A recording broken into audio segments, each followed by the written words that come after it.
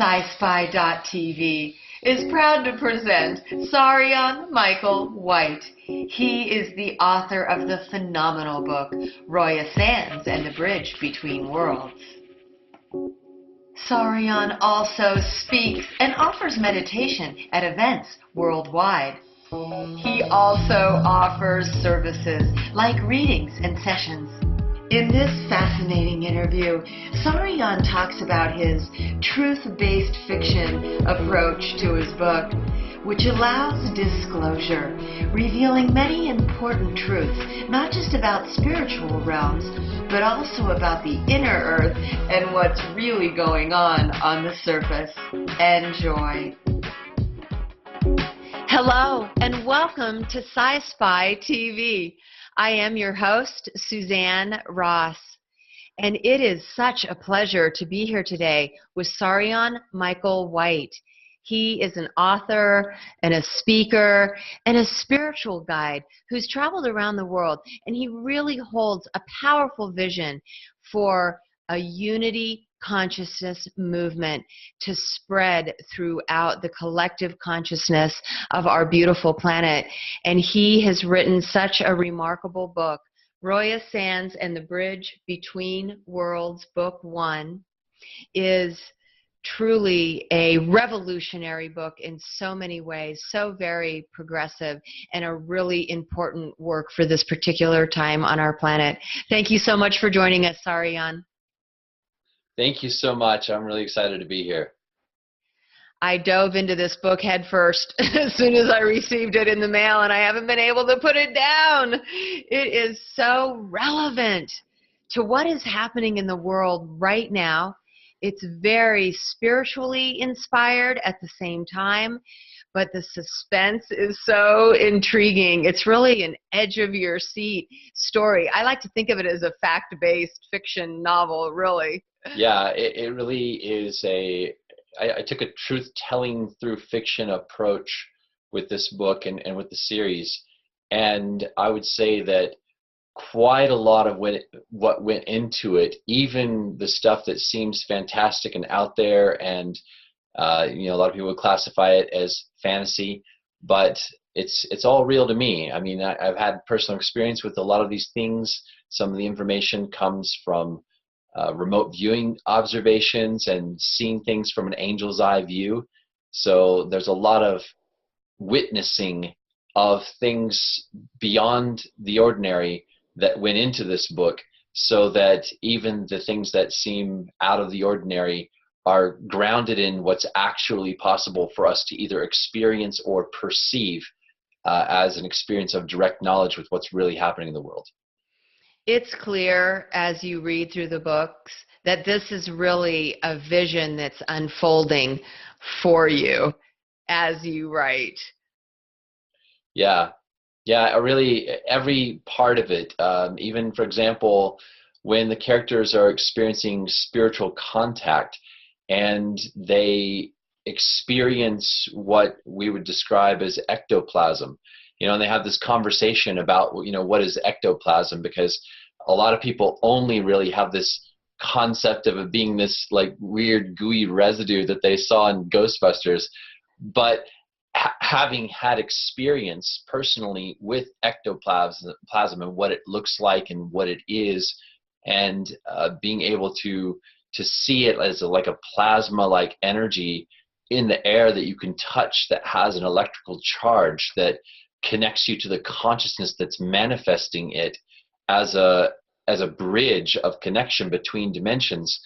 Those kinds of conversations and insights and descriptions went into every part of the book. So you're actually learning about the real reality of these things, and we're sort of, even though it's a fiction book, we're de-fictionalizing some of these concepts that are exaggerated or overblown or distorted in other forms of fiction that are more purely for entertainment.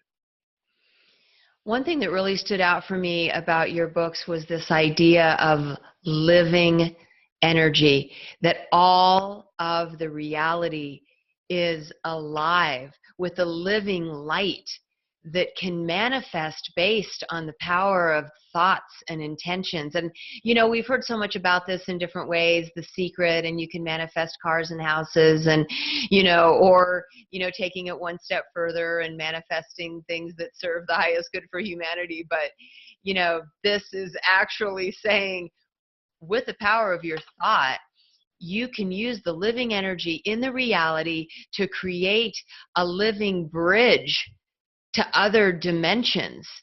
You can go to other places in the universe by focusing your attention on that destination, and a living bridge can unfold before you to take you there. Yes, that's a concept that's explored in several different ways, because we see how that's possible through concentrated focus of intent to make an energetic connection between people or between dimensions or between distant places. But we also see how, for example, there could be secret government projects, which I would say there are, but fictionally it's represented in the book as a possibility of technologically enhanced concentrated psychic energy that can create an actual physical bridge between places and times that people could just walk through, taking that ability to create an energetic bridge psychically and then amplifying it with technology. That's something that I've not only read about from other people that have gotten information about these kinds of experiments and projects, but I've had, again, remote viewing, witnessing of these types of things occurring, and that became the basis for adding some of these things into the book. And we've seen in movies, these stargates, right? Where people can step into them and move through them and find themselves in another dimension. But I like to think of this kind of technology as spiritual technology, really, because it feels to me like it has a spiritual basis with this living energy, these living energy fields that we can communicate with. And it feels to me also like, this may be an advanced alien, if you will, technology that, both militaristic government groups in, seeking to control the masses, as well as, enlightened beings seeking to travel and interconnect with their, multidimensional selves, interdimensional families, and galactic families. Right. Yeah, we really see both examples of this in the book. We see the artificial, technologically augmented ways of creating a teleportation bridge, but we also see the spiritual light body teleportation type process as well. And the interesting thing about one of the concepts that came through for this book is that usually when we think of teleportation, we're thinking about traveling by projecting. There's a sending of information from one place to another, but in a way that still contains a concept of distance.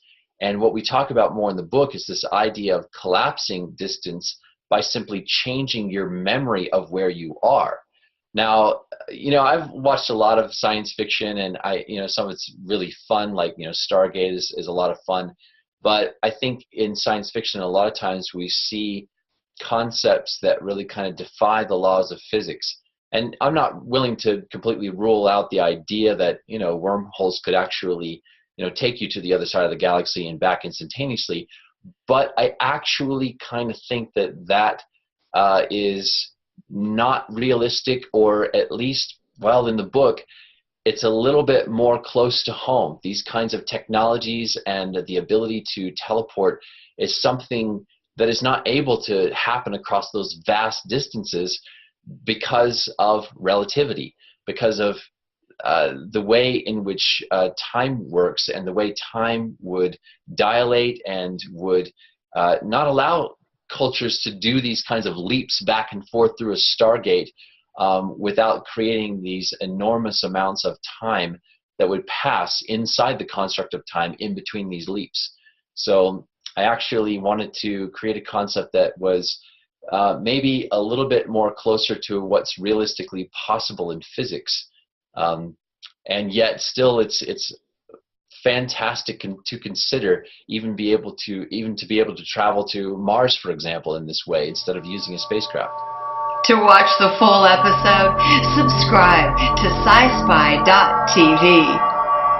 Click on the show Lighten Up to see Saryon's full episode. For just $5.55 a month, you'll have access to over 20 phenomenal shows. Please join us at www.scispi.tv, merging science and spirituality.